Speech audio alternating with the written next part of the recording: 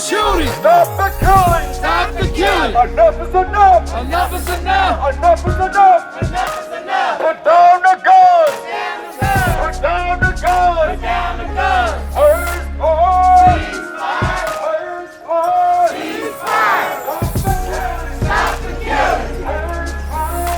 Ceasefire! I'm here because I'm working with the CIRV program, Cincinnati Initiative to Reduce Gun Violence, to stop the shooting, stop the killing in our neighborhoods. These people here that are walking agree that the shooting must stop, and that the street workers that are out here who's offering opportunities for these young men to have jobs, job training, court advocacy, expungement on their records, and have a life coach that can begin to navigate them through the system that they may become productive citizens.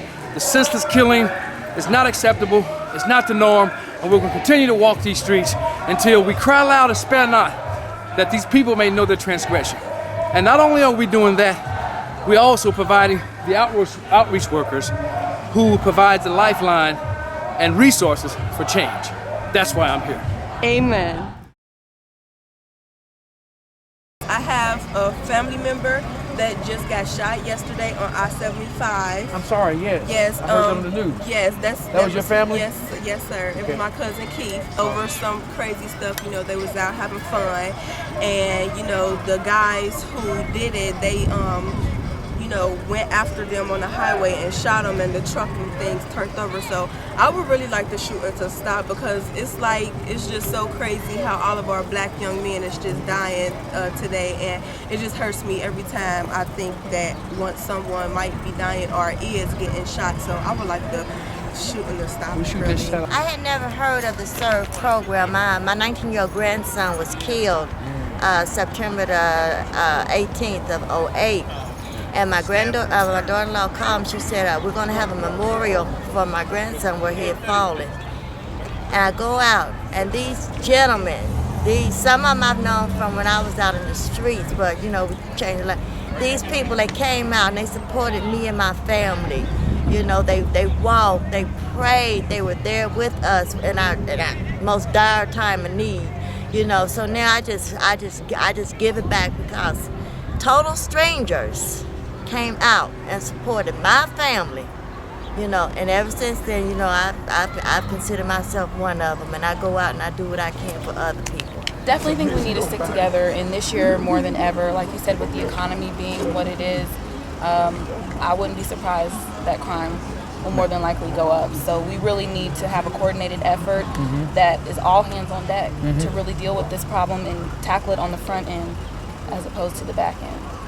My feel on it is we need all of those and above. For as activities, programs, we had that, as a matter of fact, in place.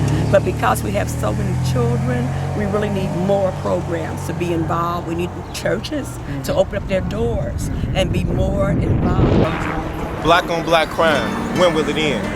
When I turn on the news tonight, they will say another black man got shot again. We hurt each other and we don't even care. What we don't realize is that we are killing ourselves.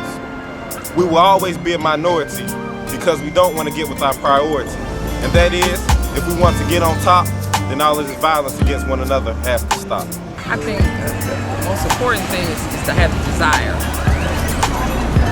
When we go out, even with our own personal clients, is, to hit them straight in the heart, and allow them to even have the light to see that their lives can change if they just follow. We look at ourselves as outreach workers. I tell them I'm their hope shot. My record looks like I still should be locked up somewhere. So if I could change my life around 15 years later and can stand before you having had a drink and a drug, having found the need to carry a gun, beat somebody in the head, all that old craziness that we think we gotta do for survival, and we buy into just the belief system that if I have the desire to want to do something different, if I know better, I can do better. Yeah. And what we try to do is give them the resources and the avenues for that to happen. I don't know what kind, I don't give advice because that doesn't help much, but to get through this situation we're in now economically, I have not the slightest idea of what to say to people how to do it, except not to resort to violence. Obviously, in terms of the neighborhoods that we work in, that nobody resort to violence. However, that's going to be tough because money obviously drives us all, and I think this summer is going to be crucial because I think a lot of people, and not regular street gangs, I think people as old as I am are going to be out doing things they shouldn't be doing, and we've already seen it obviously in the newspaper in Cincinnati. Older people as well as younger people are going to have a tough time. 8 million unemployed people, and as we know, obviously I'm a white man, but as we know, unemployment triples almost sometimes in the black community. So that's going to be even rougher on the areas that are predominantly black. But this economy affects all people. It really does. So what advice? Just pray a lot, hang in there, and keep trying. That's something to do with yourself. You got to stop. You know what I'm saying? You always hanging around the wrong people. Don't be embarrassed to stop hanging around them because if they doing one thing, everybody gonna look at you like the same person. You know, and it start with that drinking. You know, that's what happened to me. Underage drinking, doing whatever you want to do. Think about it because you only got one life. You only got one life. And this is the rest of my life. It's shared. From a gunshot, one bullet. So you say your incident right now happened from a gunshot? Yeah. I got shot 17 years ago.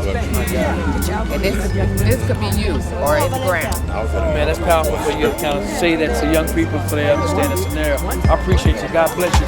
Continue with the process. We're downtown here over the Rhine and the West End. Violence continues to rise. Lives continue to be at risk and taken. But as you see as a community, they're sticking together against the violence.